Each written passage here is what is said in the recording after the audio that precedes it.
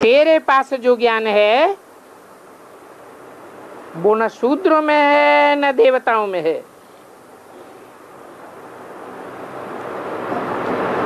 वो ज्ञान न जंगल में है न बगीचे में है। तुम न कलयुगी कांटों के जंगल में रहते हो न सतयुगी फूलों के बगीचे में रहते हो।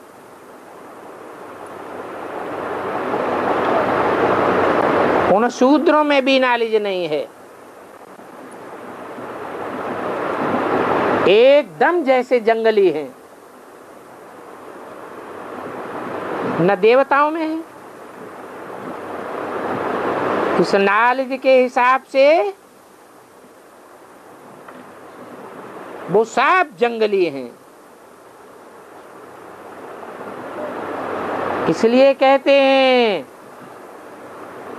ये कृष्ण भी बुद्धू है। कौन सा कृष्ण है? सतयुगी कृष्ण बुद्धू है?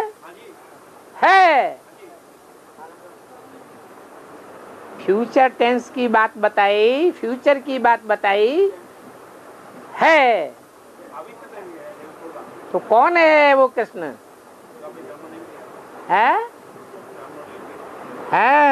ये कृष्ण भी बुद्धू है माना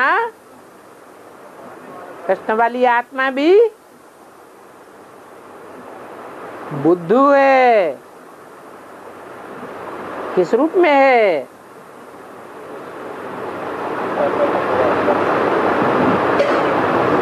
कहेंगे 63 की बात।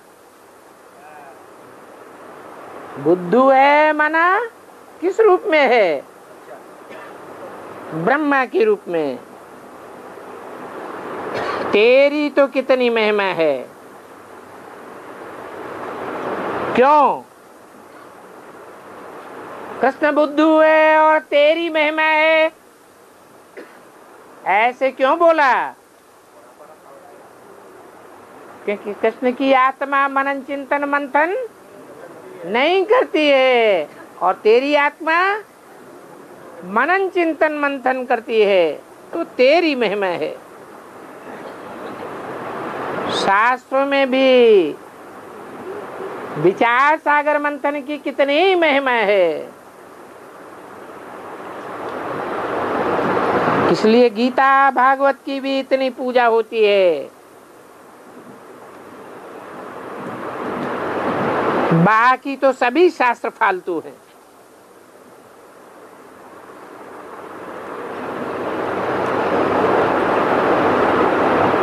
बाप तुमको कितनी गुह्य बातें बतलाते हैं। कौन सा मुख्य शास्त्र है? श्रीमद् भगवत गीता है मुख्य शास्त्र। और इसके अलावा जो बाप की जीवन कहानी है श्रीमद् भागवत, वो भी मुख्य शास्त्र है।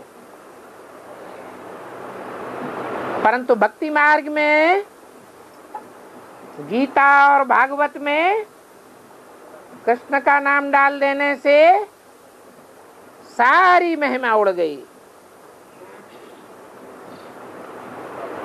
बाप तुमको कितनी गुह्य बातें बताते हैं और शास्त्रों में देखो क्या लिखा है।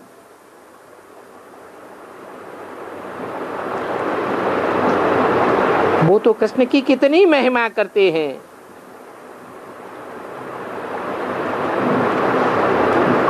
और तुम कहते हो कि कृष्ण तो अनाड़ी है। वो शास्त्रों में महिमा करते हैं कृष्ण की और तुम्हारी दृष्टि में अनाड़ी है। क्यों?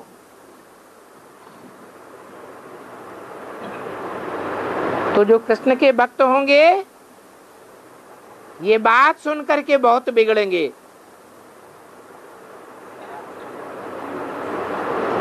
परंतु जरा सोचें तो कि ज्ञान का तीसरा नेत्र सिर्फ ब्राह्मणों को है, न कि कलयुगी शूद्रों को है। सतयुगी भी देवताओं को भी नहीं है ज्ञान का नेत्र। ये सभी राज बुद्धि में कैसे बैठे? इसलिए बुद्धि का बर्तन साफ चाहिए।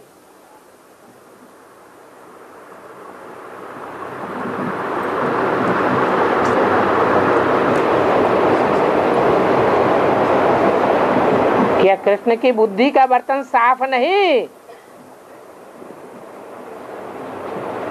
बुद्धि का बर्तन काहे से साफ होता है?